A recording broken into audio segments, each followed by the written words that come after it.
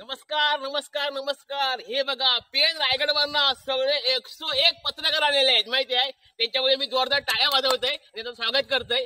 म्हणजे हे आले आहेत ना, धमाल करून आलेले आहेत. म्हणजे माझा प्रश्न विचारणार 100%, मी उत्तर पण त्याच पद्धतीने देणार आहे, बरोबर ना?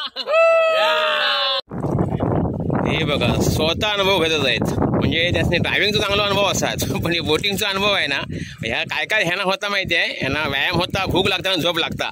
खूप छान वाटतं. एक वेगळा अनुभव घेत होतो आम्ही, एक नदीतील वल्ले मारण्याचा, आणि आम्हाला पावसकर साहेब शिकवते वल्ला कसा मारायचा. अतिशय चांगला अनुभव मिळत आहे. तर हे बघा मस्त वेगळी तिकडे पण चालू आहे, त्याच्यामुळे बोटिंग वेग आलोय वाटताय, होय ना? आम्ही चालवतोय बोट बघा. होय होय होय. आणि बोट शब्दावर मी लय घाबरते. काय परवा असं एक ना होडीत ना पोरगो चढलो होतो लहान, तो माझ का म्हणे माहितीये, काका बोट बुडवू काय? म्हटलं काय खुलावलंच की काय रे, शिस्तीत बोल. परत बोलतो काका बोट बुडवू काय? अरे म्हटलं खुलावलं ते गप राहा म्हटलंय. नंतर साल्यानं काय केलं माहिती, आपला हाताचा बोट काढल्याने बुडवलं पाण्यात.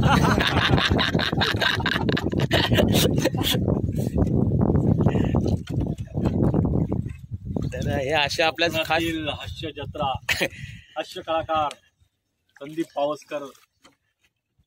खूप आनंद वाटते यांच्याकडे येऊन. कोकणातला खरोखर आनंद हा गगनात मावेन असं वाटतंय. सर्वांनी या ठिकाणी यायला पाहिजेच, कारण ही कोकणाची शान आहे आणि संदीप पावसकर हे कोकणातला मान आहे. नक्कीच नक्कीच. अनेक कलाकार आपण बघितले असतो कोकणामध्ये सुद्धा, अनेक बरेच कलाकार आहेत. त्यातलेच एक युट्यूब कलाकार आपल्या सगळ्यांच्या भेटीला आलेले, लवकरात लवकर जलदगतीने फेमस झालेले. एवढ्याच मान नाही फेम संदीपजी पावसकर यांच्या सोबत आम्ही बोटीमध्ये प्रवास करतो. त्यांच्याच बोटीमध्ये आपल्याला शून्य घ्यायचा असेल तर रत्नागिरीमध्ये नक्की या. शून्यातून विश्व निर्माण करणारी अशी ही व्यक्ती खऱ्या अर्थाने महाराष्ट्राच्या आज कानाकोपऱ्यामध्ये युट्यूबच्या माध्यमातून पोहोचलेली आहे.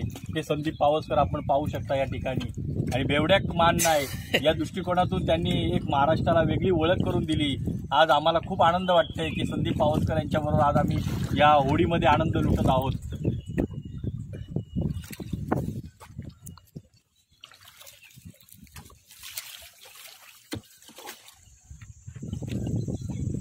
बरोबर मारते ना?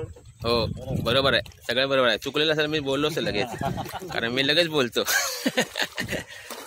यो बघा साहिल फिशरमॅन. साहिल सांगे किरणला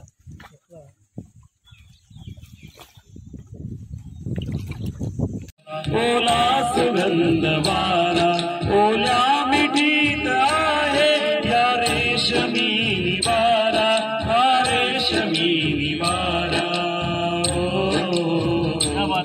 हा सागरी किनारा ओला सुगंध वारा, हा सागरी किनारा ओला सुगंध वारा.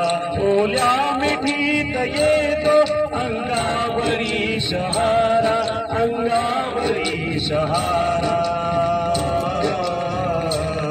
हा सागरी किनारा.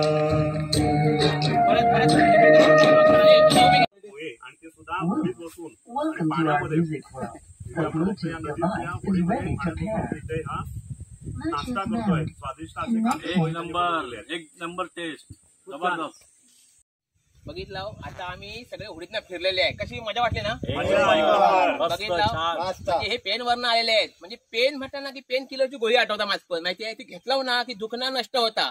पण हे पेन किलर नाही आहेत, हे माझे पेन वरनं पत्रकार आलेले मोठे. हे आलेत ना म्हणून मला भरपूर समाधान मिळाला, आनंद भेटलेलो आहे यांच्यावर राहून राहून. आणि धमाल मस्त झालेले आहे. तुम्हाला काय प्रश्न पडलेलो आहे काय? एक नंबर मस्त मजा आली.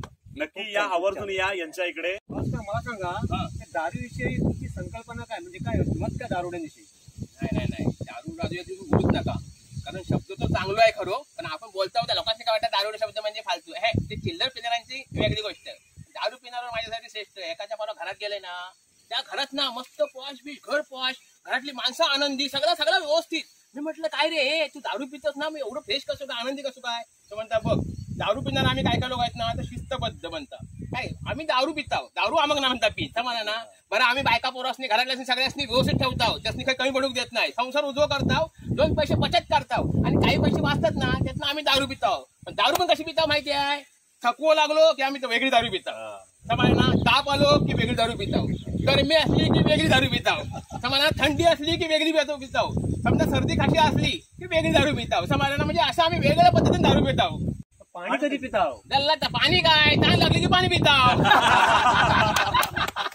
बघितलं गेले